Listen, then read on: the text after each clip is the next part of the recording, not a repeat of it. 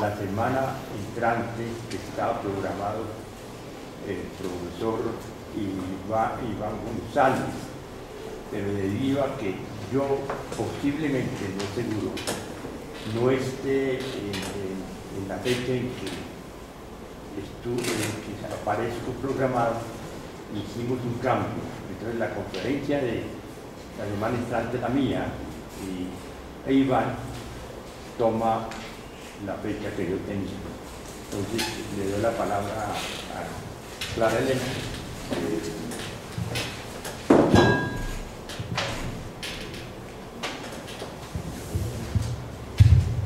Bueno, muchas gracias. Pues el título de la charla, como ustedes ya conocen, es La recristianización de la educación superior. Los recuentos históricos sobre la educación en Colombia durante la restauración conservadora coinciden en que se dio un retroceso con respecto a los avances de la reforma de la República literal. Por ejemplo, dice Henderson, convencido de que el liberalismo había corrompido a la juventud, Laureano Gómez lanzó un programa dirigido a recristianizar las instituciones educativas del país, introduciendo una alta dosis de religión en el currículo y despidiendo a los maestros que no fueran católicos practicantes.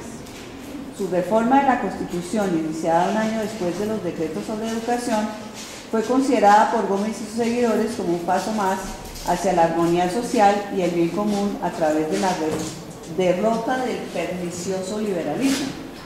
O Jaramillo Uribe, la crisis política y social y los fenómenos de crecimiento y transformación demográfica que vivió el país a partir de 1944 afectaron profundamente a la universidad. En los años de 1948 a 1957, la universidad pública fue directamente intervenida por el gobierno y prácticamente abrogado el estatuto orgánico que la regía desde 1935. El periodo se caracteriza por un aumento creciente de universidades privadas que paulatinamente van superando el número de alumnos a las universidades públicas por incapacidad de estas para dar admisión a los estudiantes que demandan su ingreso. O Julio Gettysburg, siendo la nación colombiana unánimemente católica, a nadie debe extrañar que dentro de la tesis de la libertad de enseñanza imperen en la escuela la moral cristiana y las orientaciones que emanan de la fe de nuestros mayores. Esa manera de pensar afectó la autonomía de la Universidad Nacional en varios aspectos. Cerró la Escuela Normal Superior, cuyo impacto en la fundación de las ciencias sociales en Colombia es ampliamente conocido, y abrió el camino para el auge de las universidades privadas en el país. La Iglesia, que gracias al concordato tenía la supervigilancia de la educación en todos los niveles, había perdido su protagonismo durante los gobiernos liberales. Recuperó su influencia en los gobiernos conservadores. Nos detendremos en cada uno de estos puntos. Entonces voy a hacer un resumen, digamos, de qué era lo que había pasado antes de comenzar los gobiernos conservadores. A finales de la década de 1930 en Colombia existían unas pocas universidades, 10 para ser precisa, 5 oficiales, la nacional, la de Antioquia, la del Cauca, la de Cartagena, la de Nariño, y 5 privadas, el Colegio del Rosario, el Externado de Colombia, la Universidad Libre y la Universidad Javeriana en Bogotá y la Bolivariana en Medellín. 30 años después había 41 universidades, 31 de las cuales se fundan a partir de 1940. De estas, 13 son oficiales y 18 privadas. Colombia pasó de tener 6.512 estudiantes matriculados en educación superior en 1945 a tener 60.325 en 1968, un aumento superior al 1000% realmente considerable. En ese salto cuantitativo, la educación privada jugó pues un papel definitivo. Son varios los factores a tener en cuenta. Por un lado, el crecimiento demográfico, el aumento de la población urbana y de la clase media con deseos de estudiar, de obtener un título profesional que le permitiera escalar social y económicamente. Por otro lado, las universidades oficiales, y muy particularmente la nacional, estaban, según los conservadores, contaminadas de las ideas liberales. Más aún, de las ideas marxistas y por ello era mejor estimular universidades privadas que fueran ideológicamente cercanas a su partido. Además, por parte del Estado no estaban claramente reguladas las condiciones para fundar establecimientos de educación superior. Bastaba pedir una licencia de funcionamiento con mínimos requisitos. No había controles efectivos por parte del Ministerio para garantizar la calidad de los programas que se ofrecían. Esto llevó con los años a lo que se ha llamado universidades de garaje, establecimientos de educación superior con muy dudosa calidad académica. Ahora bien, ¿qué pasaba en la universidad? Como bien sabemos, uno de los grandes legados de la República Liberal fue la reforma educativa en todos los niveles de formación. En el caso de la educación superior, desde los años 20 y gracias en buena medida al movimiento estudiantil de Córdoba, Argentina, que tuvo repercusión en toda Latinoamérica, comenzó en Colombia un movimiento estudiantil que exigía una mejora sustancial en su formación. En 1928, en Ibagué, el Congreso Estudiantil planteó la necesidad de la autonomía universitaria. Entre los puntos centrales para lograrla, destacamos la exigencia de libertad de cátedra, la representación estudiantil en el consejo directivo de la universidad. Igualmente se exigía el mejoramiento de la calidad de la educación con seminarios de investigación, estudio de nuevas áreas del conocimiento, concurso docente para la selección de los profesores, más idóneos en la cátedra, elaboración de programas anuales, actualización periódica de ellos y exámenes ajustados a esos programas. No solo los estudiantes eran conscientes de que la universidad necesitaba un cambio urgente. En los informes de los ministros de Educación de 1930 a 1936 se observa la misma inquietud, comillas. La universidad no prepara a las élites que deben regir los destinos del país, sino que forma cansados burócratas.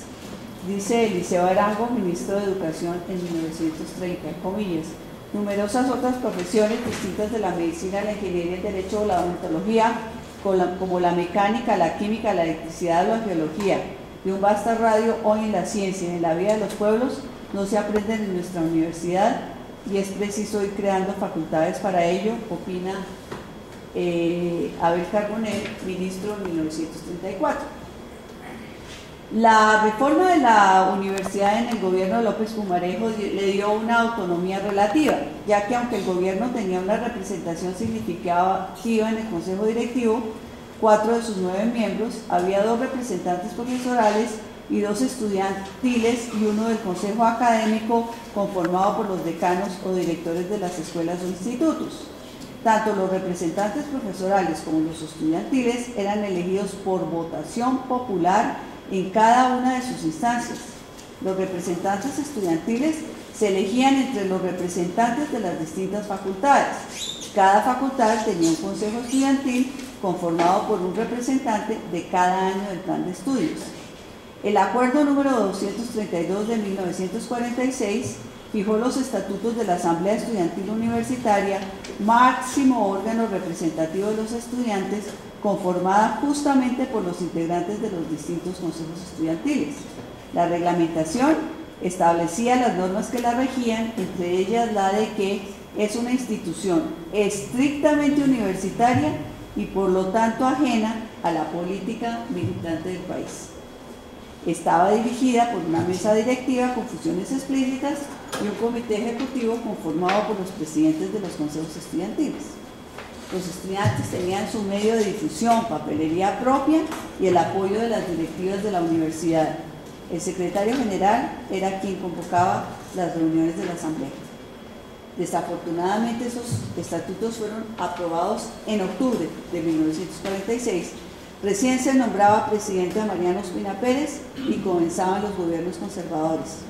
Aunque los estatutos expresamente señalaban que la asamblea debía ser ajena a la política militante del país, no fue ese el caso y la organización estudiantil fue debilitada definitivamente en el gobierno de Laureano Gómez.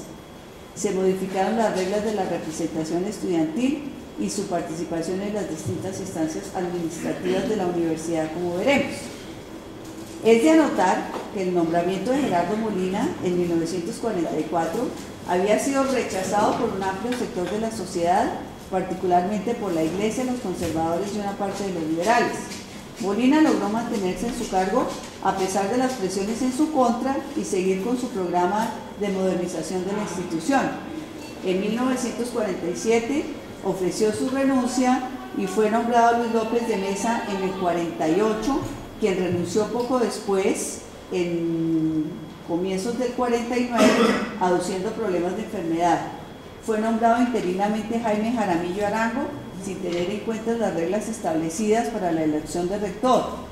Por ello, varios decanos y profesores firmaron una carta de protesta señalando que, comillas, la Universidad Republicana y Democrática solo pide al poder público que no la interfiera, que no la penetre, pide y necesita que aquello que en todo tiempo necesita y pidió la ciencia auténtica, que no se la obligue a servir intereses ningunos, excepto los elegidos por la objetividad y por la exactitud propias de la ciencia.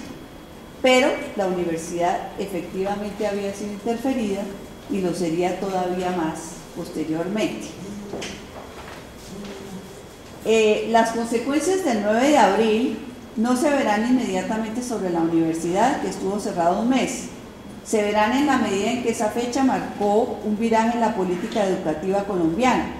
La Iglesia Católica atribuyó la revuelta a la creciente laicización del país y a la ausencia de la moralidad colombiana. Indirectamente se culpó a Gerardo Molina del desvío de la educación en la Universidad Nacional por su comunismo. Se llegó a afirmar que los estudiantes de la Nacional habían encabezado la subversión del orden constitucional del Bogotazo. Se pensaba que, decía Alin Gell, la revolución la hizo la Universidad Nacional. Mejor dicho, el 9 de abril fue nada menos que una revolución preparada por el comunismo internacional con la ayuda de un rector aleccionado en Rusia y de algunos rojos españoles con larga práctica revolucionaria. Fin de la cita. Es así como desde 1949 varios proyectos presentados al Congreso pretendían modificar la composición del Consejo Directivo de la Universidad, de tal manera que se debilitara la participación profesoral y sobre todo la estudiantil en el máximo órgano rector de la universidad. Al asumir la presidencia Laureano Gómez y debido a los problemas de orden público y aprovechando el estado de sitio, decidió cambiar la constitución del Consejo Directivo. Decidió cambiar del Consejo Directivo.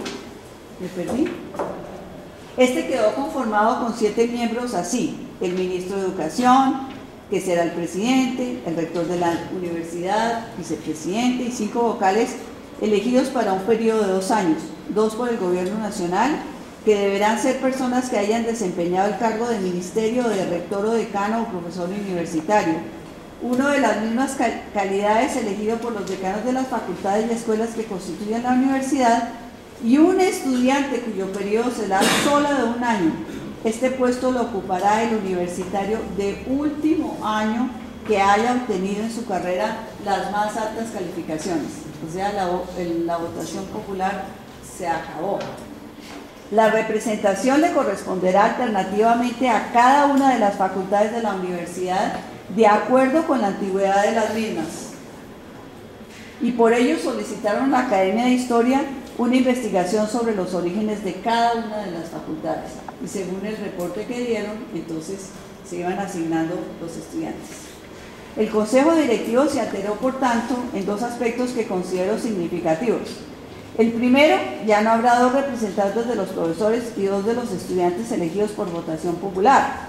Habrá apenas un representante de cada uno y el estudiante deberá ser elegido entre los que tengan las mejores notas desde el primer año y no hayan repetido asignaturas. O sea que había que ser, mejor dicho, 1A. Además de los 7 miembros, 4... ¿Ah? Eso funcionó durante muchos años, después comentamos al respecto. Además de los 7 miembros, 4 eran designados por el gobierno, mayoría garantizada, como hace constar el ingeniero José Gómez Pinzón, quien había sido rector encargado luego de la renuncia de Luis López de Mesa en enero de 1951, cuando manifestaba su inconformidad con el nuevo decreto.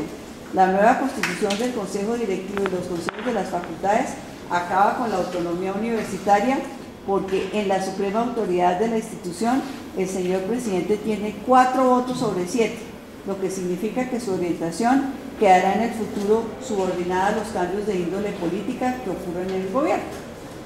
Documentos de los representantes estudiantiles y profesorales expresan que la universidad debe estar exenta de cualquier factor que afecte los organismos culturales como son el temor y las pasiones, y dejan constancia de que se está impidiendo la libre expresión.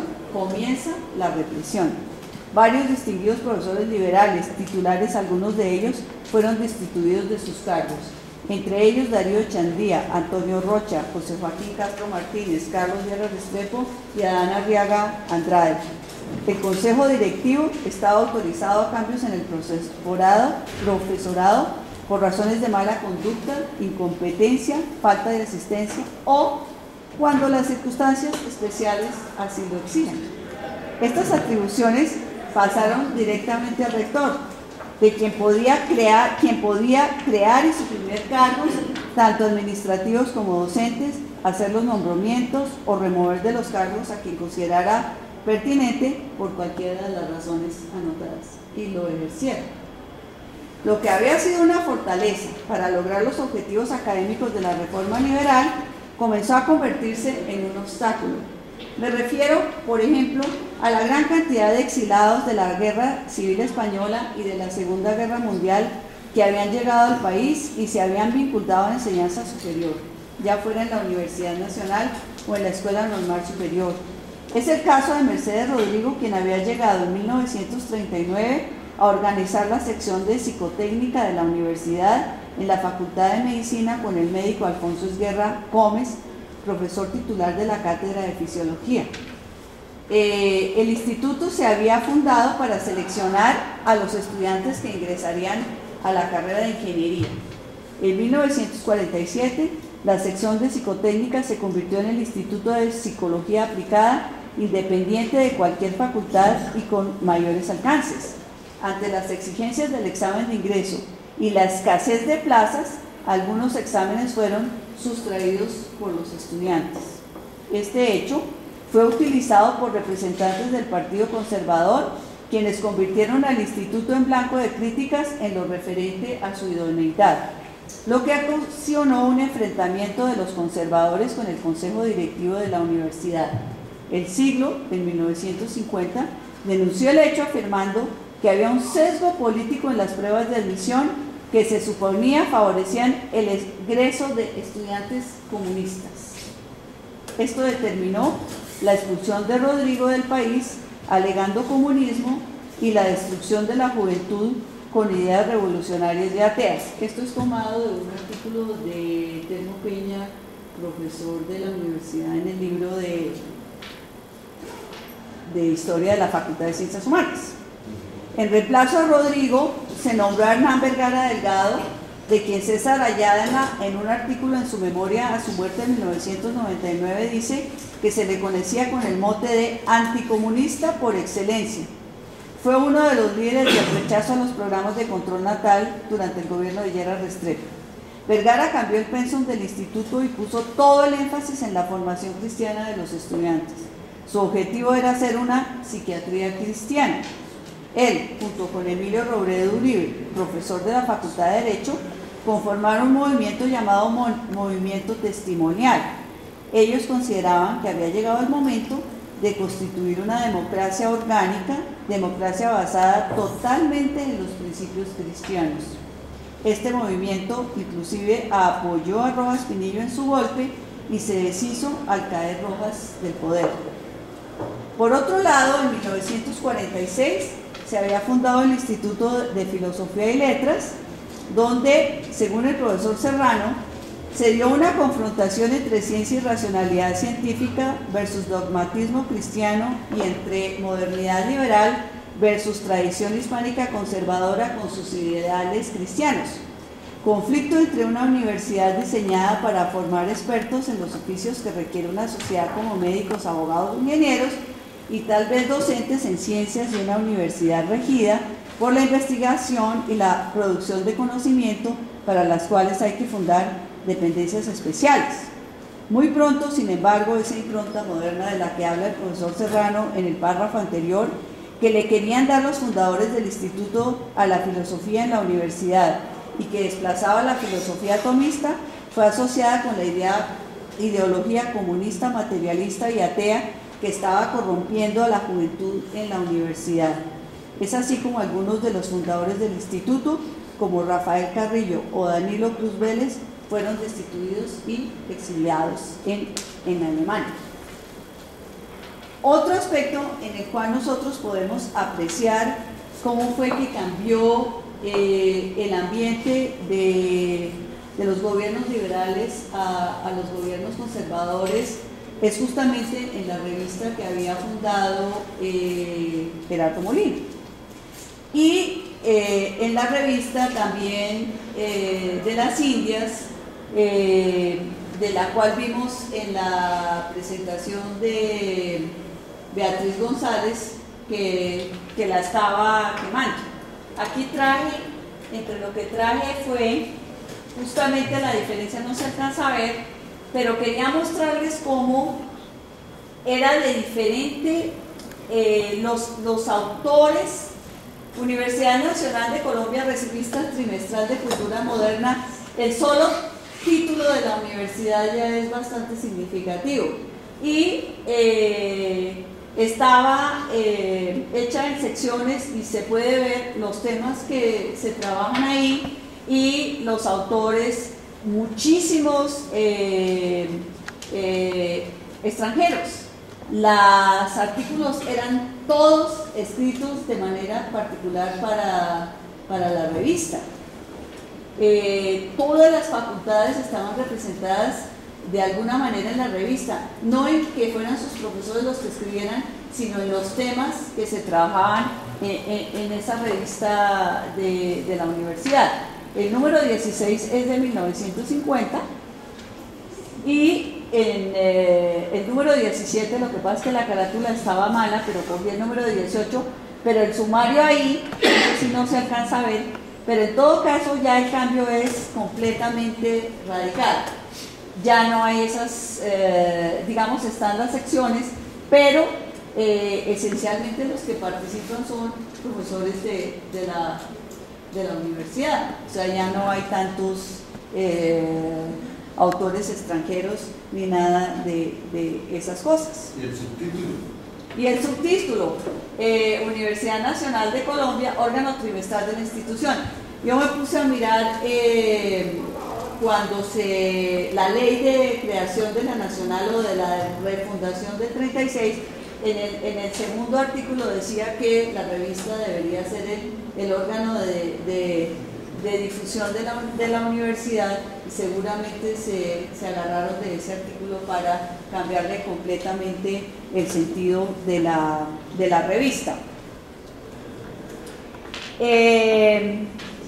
En la revista se puede apreciar claramente el interés por el cultivo de la ciencia y las nuevas áreas de conocimiento que comienzan a cultivarse en la universidad. Igualmente, en la sección Vida Universitaria quedó registrada la visita de los profesores extranjeros, el interés de la universidad por publicar los libros de los profesores, reseñas hechas por expertos de libros de reciente aparición y la lista de las revistas que se iban recibiendo. En ella quedó igualmente registrada la creación de los institutos y centros, que fueron muchísimos, consagrados al estudio o a la investigación de temas específicos. La revista tuvo gran acogida en el ambiente intelectual de la época, y entre los autores colombianos podemos mencionar a Andrés Holguín, Daniel Arango, Fernando Charri, Danilo Cruz Vélez o León de Grey, y entre los internacionales a Aldous Huxley, Juan David García Vaca, José Ferrater Mora, Arthur Whitaker, ¿está bien pronunciado? Bueno, en 1950 la revista se suspende, comillas, por razones de índole varia, cierro las comillas, y reaparece en 1953 con el número 17, o sea, claramente es un consecutivo, con el nombre que ya mencionamos y bajo la dirección de Jorge Vergara Delgado, quien era el rector de la universidad en ese momento. Reaparece nueva, pero no renovada, envejecida, nueva pero gastada. Después de 3 años reaparece para conformar lo que habrá de ser la más oscura y retardataria de sus épocas, dice Manuel Restrepo, quien escribe sobre las dos revistas en el boletín del Banco de la República. Es evidente el giro que se le da a la revista. Los autores son por lo general profesores de la universidad, muchos de ellos de la Facultad de Derecho. La foto precede el artículo con mucha frecuencia. La ciencia tenía un espacio en la revista de Molina. En esta nueva época brilla por su ausencia. En cambio, aparecen varios artículos cuyo objetivo es destacar la importancia de la Iglesia en la formación de los jóvenes. Por ejemplo, el artículo Filosofía de la Educación del sacerdote salesiano José Rocario Bacaro, a quien Ciro Quirós dedica un apartado bastante elogioso en su libro La Universidad Nacional en sus pasillos. Otro artículo titulado Misión Trascendental del Universitario es del presbítero doctor Aurelio Mota, no sé quién es ese señor, o el artículo La Iglesia, su razón de ser, de Octavio Tobón, director del Instituto de Derecho Canónico. Tobón responde a la siguiente pregunta: ¿cuál es esa inclinación natural, esa necesidad de nuestro ser que satisface a cabalidad el corazón de Jesús con la institución de la Iglesia?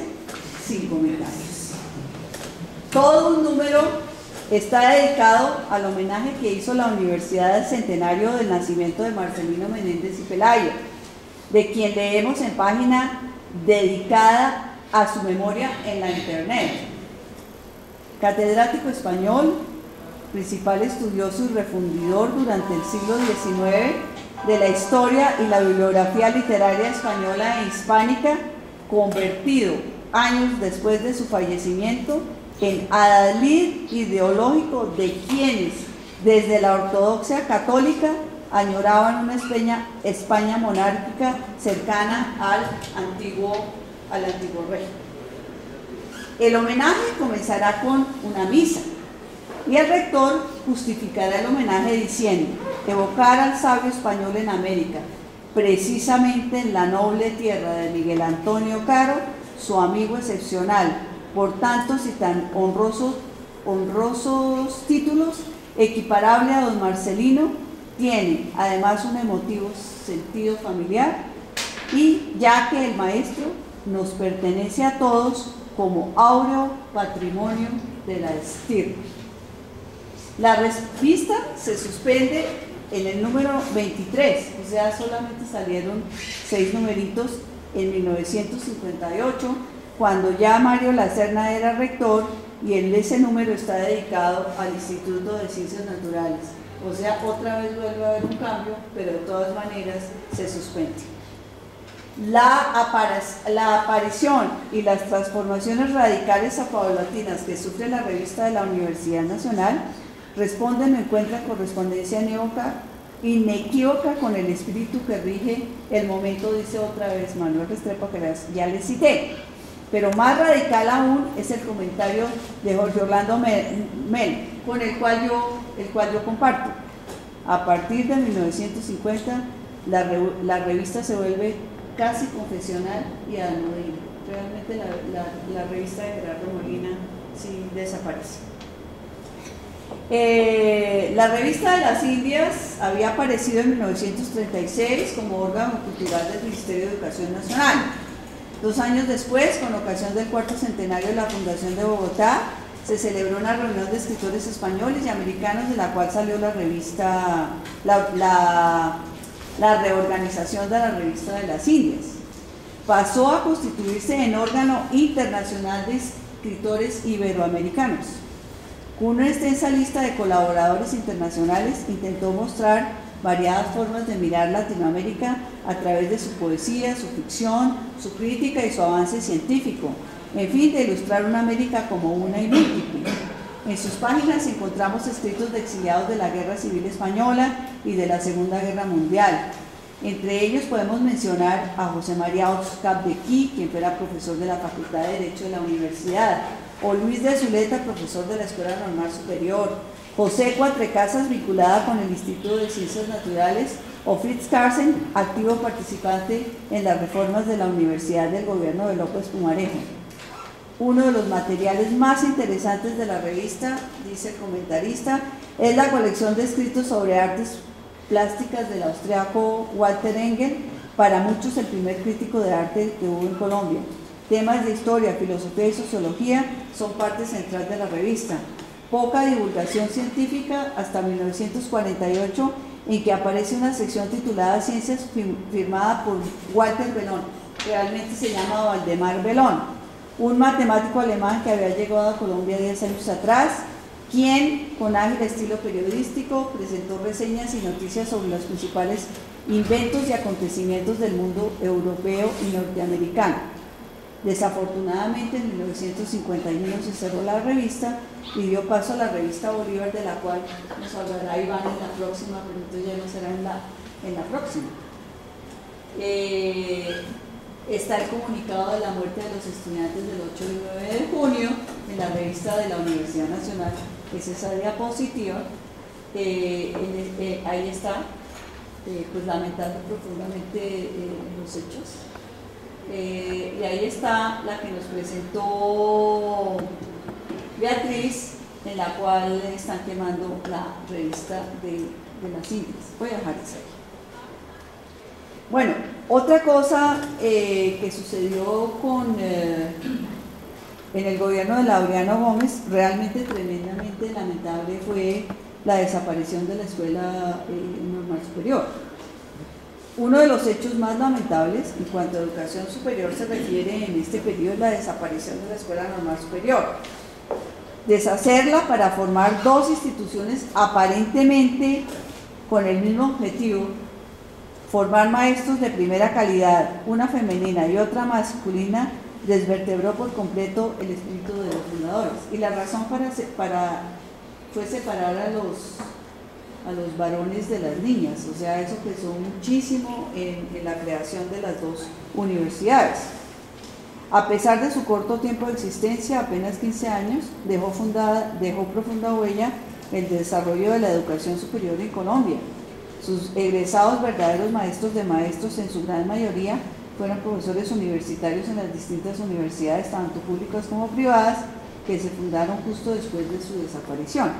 Las ciencias sociales encuentran en sus profesores y alumnos el germen de la institucionalización de disciplinas como la antropología, la historia y la psicología, disciplinas que se consolidan con la fundación de la actual Facultad de Ciencias Humanas, que se dio con la reforma Patiño. Otro punto que destaqué fue el de la privatización de la universidad. Este cuadrito muestra algo que ya les comenté, que era en 1960, pues ya había 41 universidades, 17 de ellas en Bogotá, es que eso es una exageración. 13 oficiales, 8 más que a finales de los 30, 18 privadas, 13 más que a finales de los 30. Y Colombia pasó de tener 6.500 a 60.325.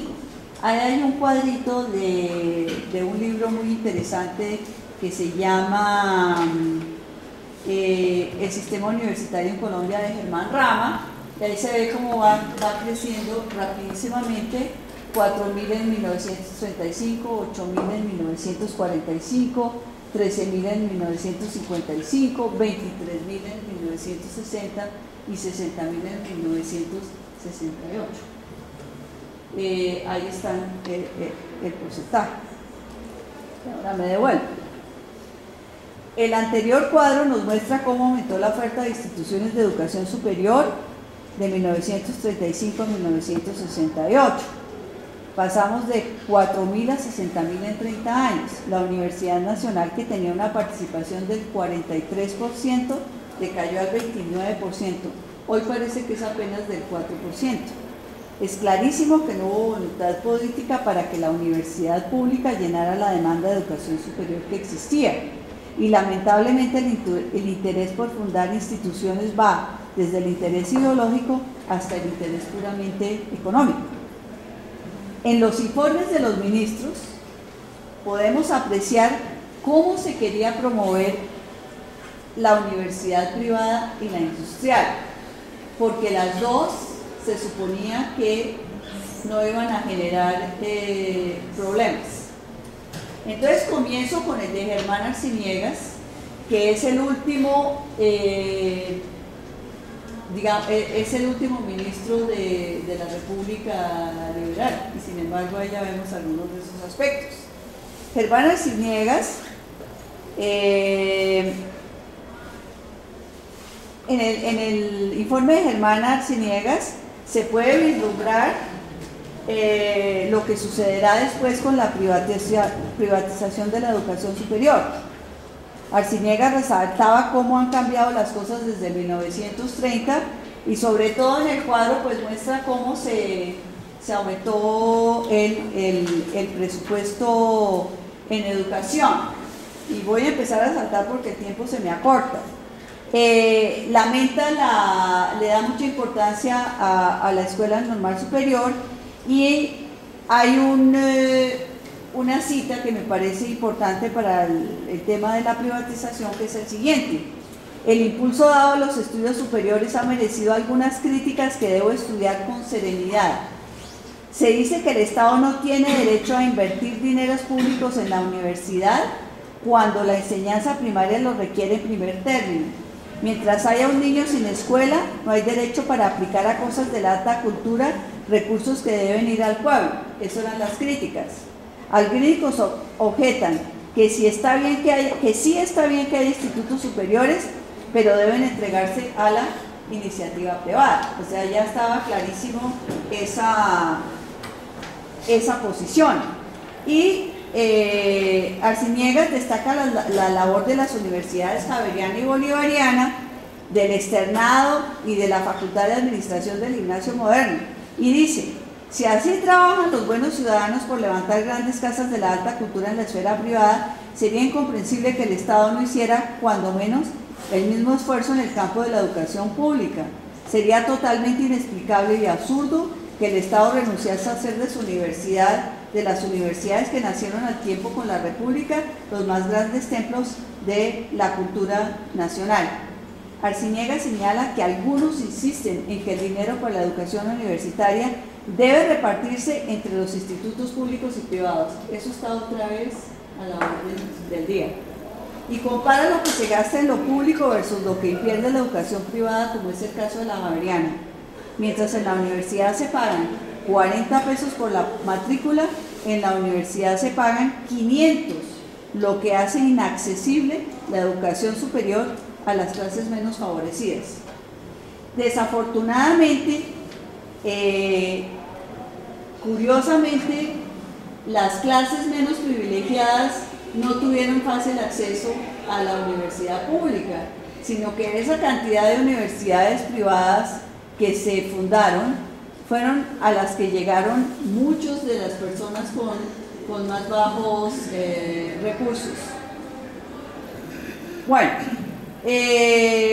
voy a leer otros pedazos del informe del siguiente ministro de 1948, Eliseo Arango, que como vimos ya había sido ministro de Educación antes. Y él dice: al paso, él va a fomentar justamente las escuelas vocacionales y las universidades industriales.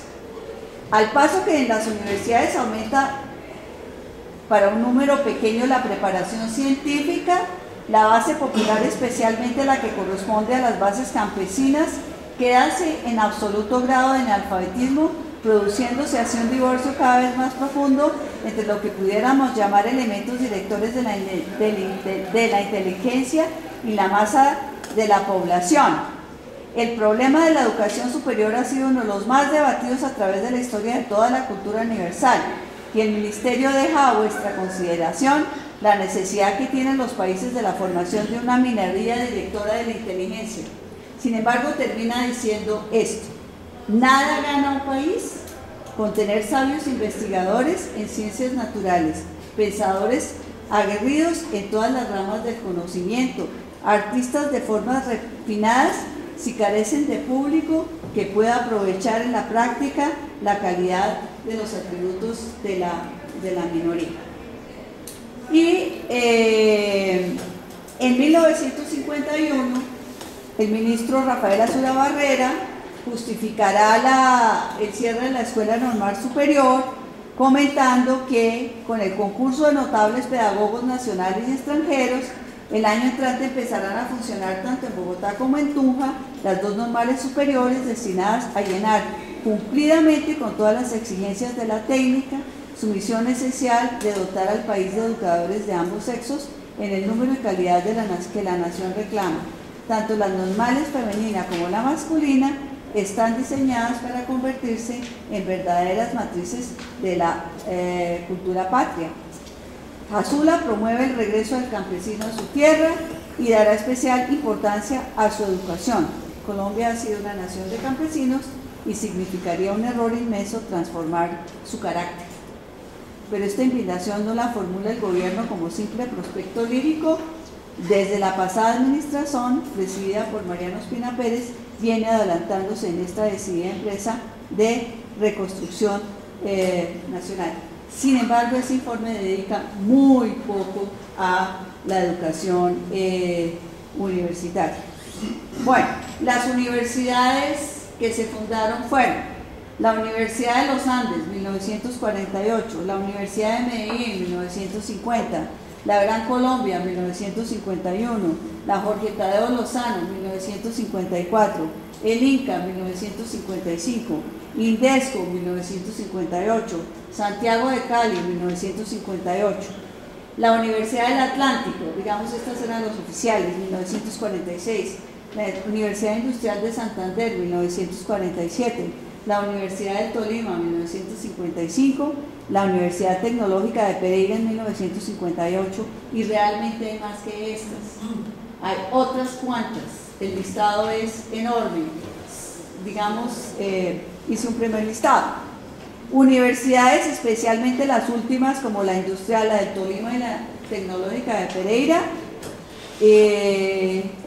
con énfasis en lo industrial, en lo tecnológico, como era la propuesta del ministro que antes les mencioné. Entre las razones dadas por los estudiosos de la educación en el periodo encontramos que las instituciones privadas aún eran más costosas, rara vez se veían perturbadas por la violencia estudiantil revolucionaria, ¿no? Palabras textuales. La demanda por la educación superior hizo insuficientes los cupos de las universidades existentes, lo que presionó la creación de universidades también en provincia, muchas de las cuales pues no tendría.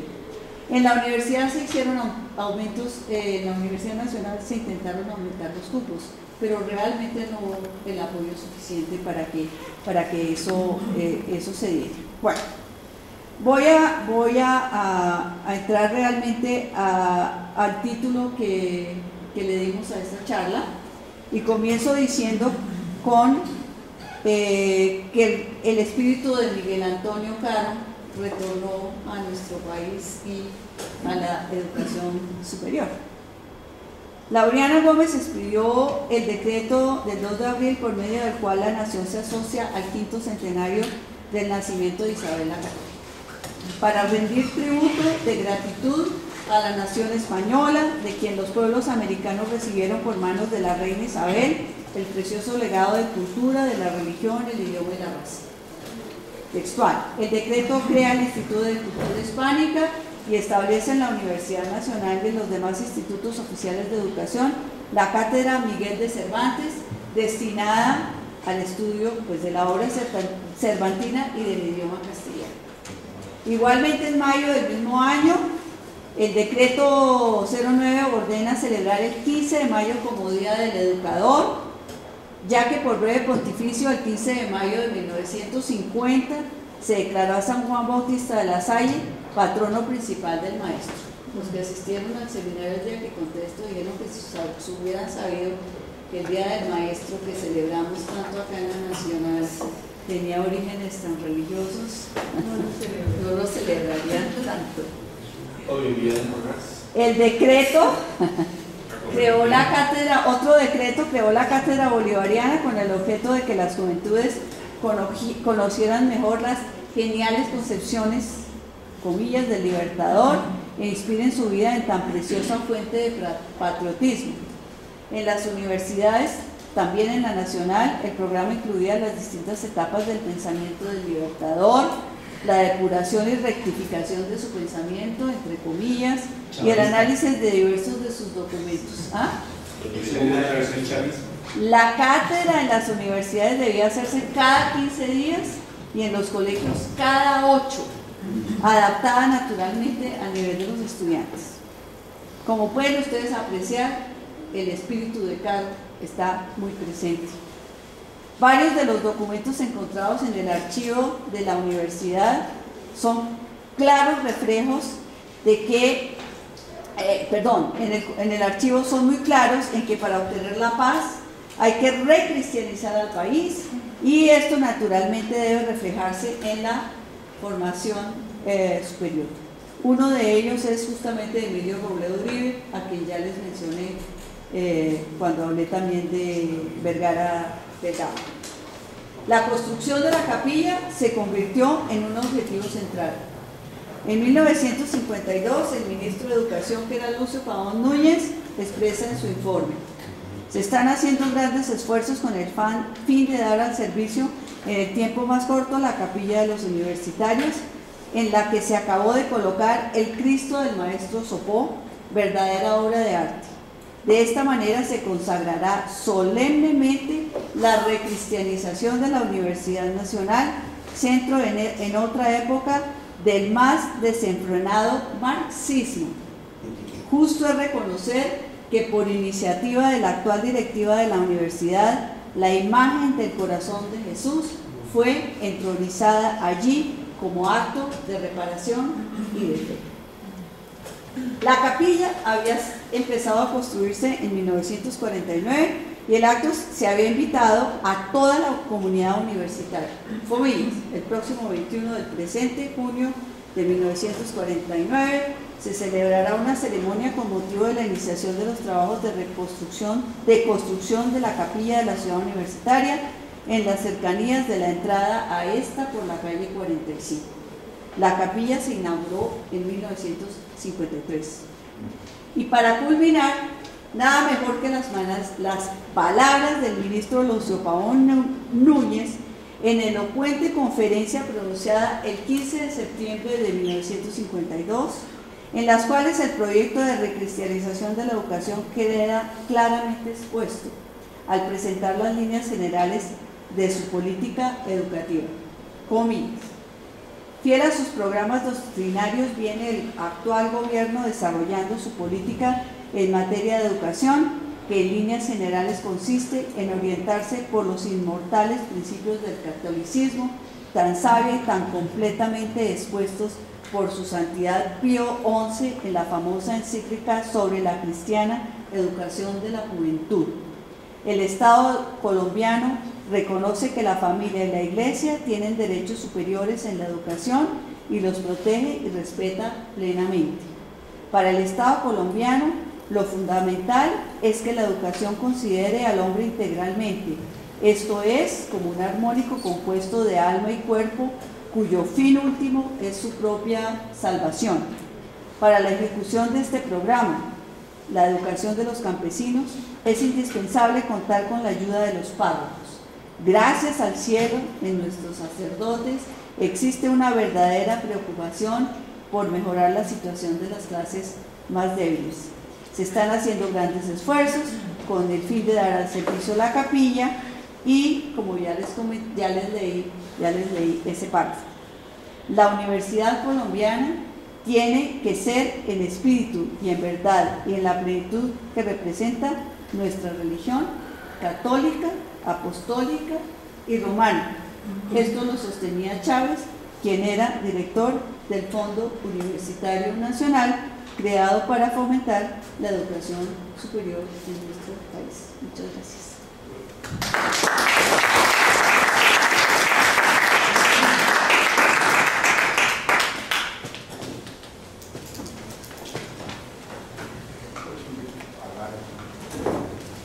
Bueno, entonces vamos a dar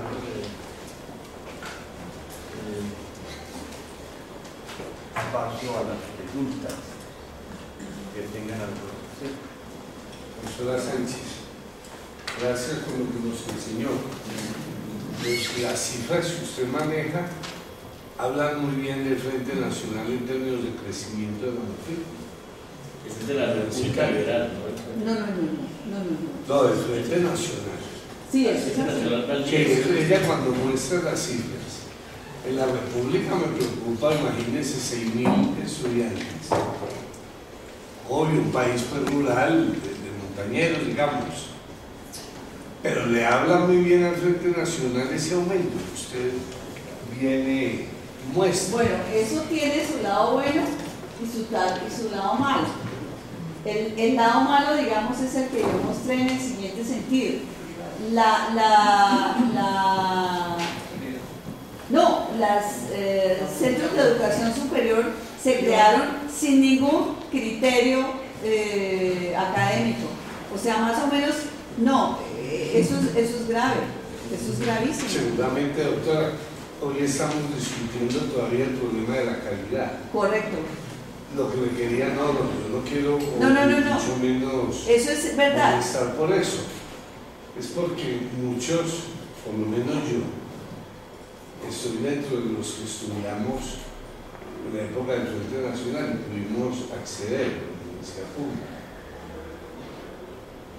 Veníamos de familias muy modestas, más bien pobres. Incluso usted dice que teníamos deseos de estudiar, yo le digo, teníamos necesidad de estudiar.